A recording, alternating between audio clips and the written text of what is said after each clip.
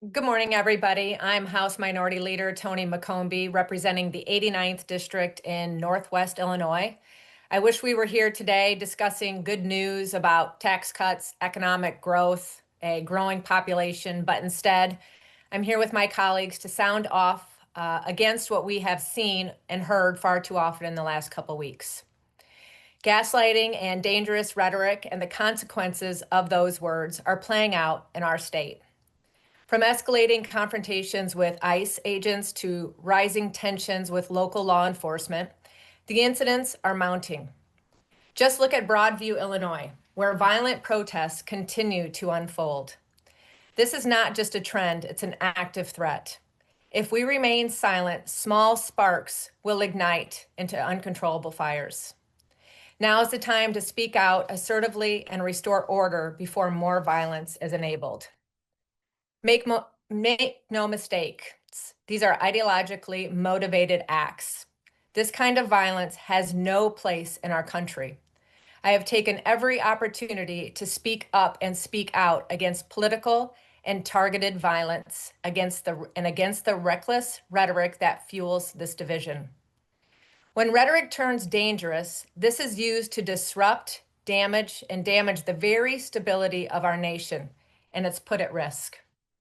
We've seen these tensions rise here at home, driven at times by our very own governor, who just yesterday called agents jackbooted thugs. Let me repeat that. Our governor called law enforcement jackbooted thugs.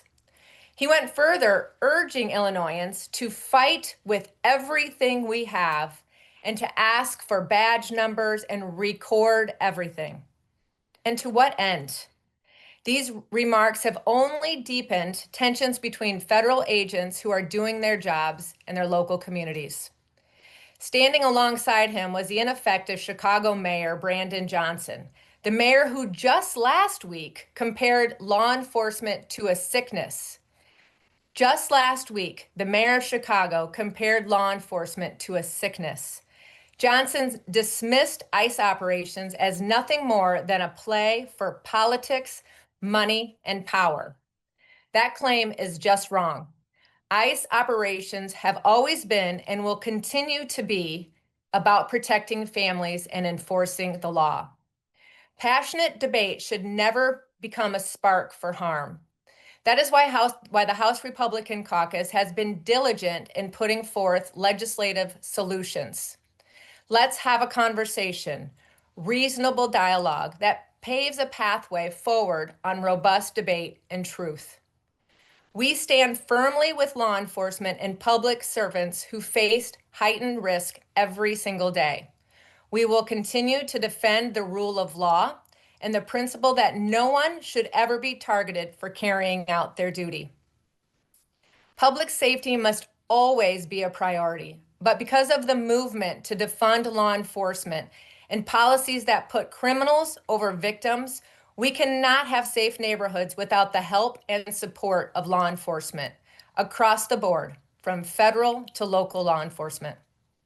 The governor's cannot claim that he wants to work with law enforcement to remove criminals while at the same time promoting policies that make our communities less safe, including encouraging residents to disrupt ICE operations at the Broadview Detention Center. If Governor Pritzker, Mayor Johnson, and the Springfield Democrats refuse to act, then the federal government has no choice but to protect their agents and Illinois overall. And now I would like to introduce Leader Jeff Kiker. Good morning. I am the State Representative Jeff Kiker. I am the House Republican Conference Chairman, and I represent the 70th House District, which includes portions of DeKalb, Kane, and McHenry counties. As Leader McCombie said, the dangerous rhetoric, harassment, and sadly the violence directed towards law enforcement recently is both deeply concerning and unacceptable. Unfortunately, long before the recent incidents directed at ICE, we've seen a growing trend of harassment and interference directed at law enforcement for simply doing their jobs. Enforcement of our laws and protecting our communities has continued to be interrupted. So at the conclusion of the spring session, I asked and worked with our staff to introduce a bill we'll talk about here in a second, which is House Bill 4142. Whether serving a simple traffic stop or a warrant, whether it's ICE or local police, we've seen officers mobbed, leading to situations that spiral into more aggressive but entirely avoidable outcomes. We're calling today for elected officials to make changes to offer safer environments for all: law enforcement, people voicing their opposition, and journalists covering the news of the day. Everyone deserves to work in a safe environment, even if you disagree with them. Besides incidents involving ICE, we saw a perfect example of this just last week when a Chicago peacekeeper interfered and even threw a punch at officers attempting to apprehend a suspect fleeing in a stolen car. We must bring down the temperature, and political leaders need to stop the use of aggressive rhetoric that's putting lives at risk. Our law enforcement officers all put on the uniform with the intent to protect and serve. And today that calling is under attack with how aggressive the rhetoric has become at the direction of our governor and the mayor of the city of Chicago. The legislation I've filed, House Bill 4142, seeks to tamp down tensions in these situations and to allow our law enforcement the space that they need to operate and protect both the bystanders and the officers themselves. When performing their lawful duties, officers may instruct bystanders not to approach and to keep their distance back 14 feet. Anyone who intentionally ignores instructions not to approach with the intent to interfere, threaten an officer, or harass an officer could be subject to a Class A misdemeanor. We need to bring down the tension and remember that our law enforcement officers are public servants, members of our community, simply trying to perform their duty to keep all of us safe. Thank you, and I will now turn it over to Leader Representative C.D. Davidsmeyer. Thank you, Jeff. And good morning, everybody. I'm State Representative C.D. Davidsmeyer. I'm honored to represent the 100th District, which is all or part of 10 counties in West Central Illinois. I want to remind everybody that under the Biden administration's open border policy, the United States and the state of Illinois were unable to keep up with the flood of illegal immigrants coming into the country. The surge of illegal immigrants into Illinois has led to a string of horrific crimes. It has endangered public safety, and it has blown a huge hole in our already stressed and strained budget. Illinois has spent over $3 billion in taxpayer funds on healthcare and other benefits for illegal immigrants, while services for our most vulnerable citizens remain chronically underfunded and underserved.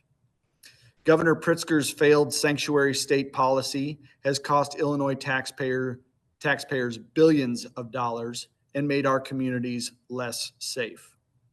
With 550,000 illegal immigrants in Illinois, we should be working with the Trump administration to detain and deport dangerous criminal aliens. I am sponsoring legislation, House Bill 1317, to repeal the Illinois Trust Act.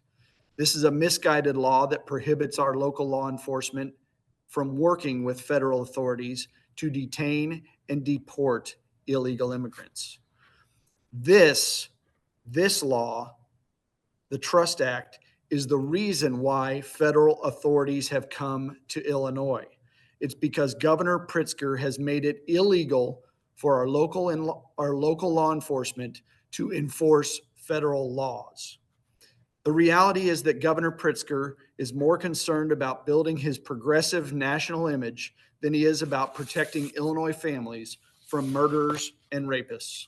Keep in mind that Pritzker has had the National Guard on standby during last year's Democratic National Convention in Chicago to protect Democrat bigwigs, but he opposes calling in the National Guard to protect Chicagoans now. That's safety for me, but not for thee. And let's remember, Chicago Mayor Brandon Johnson has shown nothing but contempt for law enforcement. From calling law enforcement a sickness to yesterday's disgusting eulogy for a fugitive cop killer. He is siding with murderers over cops. I truly hope that the people of Chicago make Brandon Johnson a one-term mayor.